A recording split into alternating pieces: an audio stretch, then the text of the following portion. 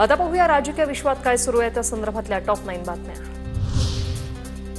भास्कर जाधव यांची पक्षातील बडव्यांवर पक्षाच्या बैठकीत टीका। निवडणुकीत उमेदवाराला एबी फॉर्म देताना विचारात घेतलं नाही। पहिल्या फळीतील नेत्यांच्या कार्यपद्धतीवर जाधवांकडून प्रश्नचिन्ह।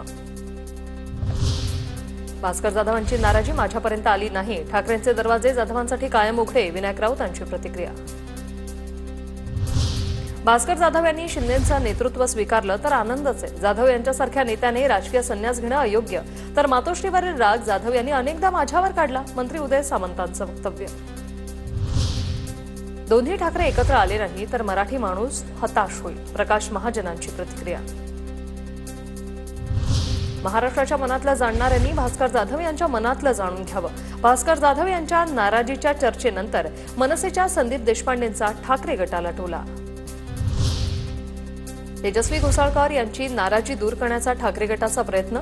तेजस्वी घोसाळकरांची ठाकरे गटाच्या दहिसर महिला विधानसभा प्रमुखपदी निवड। उपमुख्यमंत्री शिंदे यांची सहकारी मंत्र्यांसोबत बैठक। शिंदेंना भेटण्यासाठी महिला कार्यकर्त्याचा मंत्रालयाबाहेर गोंधळ। आमदार खासदार नेत्यांना भेटतात मग आम्हाला भेटायला परवानगी का नाही, महिलांचा सवाल। मंत्री मंगलप्रभात लोढांचा भाजप कार्यालयात जनता दरबार। हा जनता दरबार नसून कार्यकर्ता दरबार। रोहिणी खडसेंची टीका। तर एका छताखाली प्रश्न सुटले तर मग या नेत्यांच्या पोटात दुखण्याचं कारण काय, मंत्री लोढांचं प्रत्युत्तर।